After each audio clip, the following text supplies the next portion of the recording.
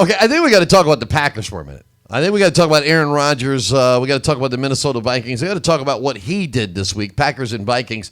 Watch this. I was excited about this game because I wanted to see what Aaron Rodgers was going to do. You know, they drafted a quarterback in the first round. We all thought that was a mistake. At least a lot of us thought it was a mistake. Definitely gave Aaron Rodgers an attitude. We saw what he did on social media. We saw all the things. Was he going to come out with a vengeance? Was he going to lay down? What was his attitude towards the coaching staff? What was going to be the game plan? How were the Packers going to look? What was Minnesota going to do? Now that they had traded away a lot of defensive players, a lot of guys opted out because of COVID not to play this season. How were the Vikings going to look first week at home in Minnesota? What was going to happen? I was excited to see this game. And I got a lot of takeaways on this thing. And I know a lot of people were thinking Packers look great. Well, let me just say this, 2 words to everybody. Calm down. Yeah. It's one game. It's 1 week. All right? Cheeseheads everywhere. Oh, they're going to the Super Bowl. Aaron Rodgers is the greatest quarterback. He's going to have the greatest year of his life. Calm down. Oh, the 49ers got run over. They're so overrated. Calm down. Oh, the Cowboys were underprepared. Maybe that's true. That doesn't mean I'm not going to pick them next week. It's one game, everybody. Just relax. We'll see. Well, the one thing about this game that I want to talk about here is, you know, people talking about how Aaron Rodgers lit it up. Aaron Rodgers. I want to talk about the Minnesota Vikings offense because 2 things happened in this game that really changed. Well, one thing actually happened right before the half.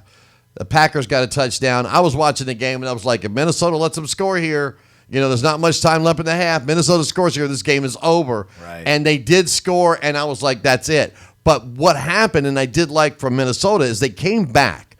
The Packers would score, the Vikings would score, but the Vikings got those 2-point conversions. They kept getting those 2-point conversions, not enough to get them all the way back in the game, but at least enough to keep it respectable. I mean, I was expecting every time the Packers scored a touchdown, the Vikings to fold. They didn't. So it was a better game plan than what the Bengals did when they took the ball out of the quarterback's hands late in the game. That's true. And poor Joe Burrow. They at least rolled the dice a little, tried something different, tried some 2-point conversions, and it almost worked. With Kirk Cousins, though, I don't trust Kirk Cousins. I hope I can.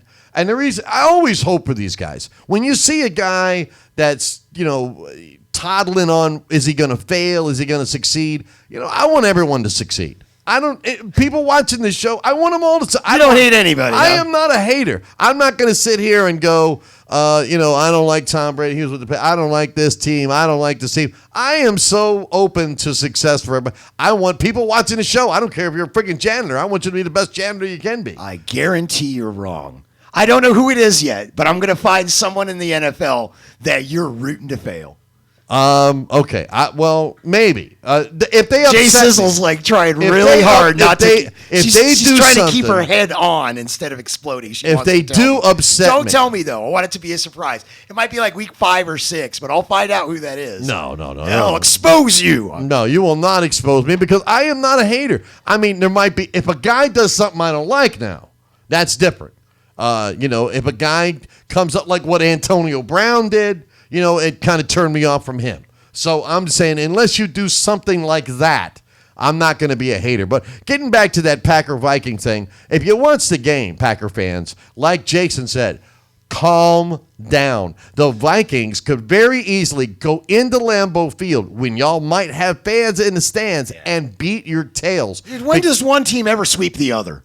It doesn't happen. It hardly all ever the time. happens. But the Packers do own the Vikings. They have consistently owned the Vikings. Every time Viking fans, they get their hopes up and the Packers crush them. It seems like that happens every year, and I feel sorry for Viking fans everywhere. But the purple will reign supreme in the NFC North. I'm telling you, I'm feeling this Viking team sneaking it out. Somehow, some way. I just got a funny feeling. We'll just have to see how that works out. Packers and Vikings, good luck to both teams.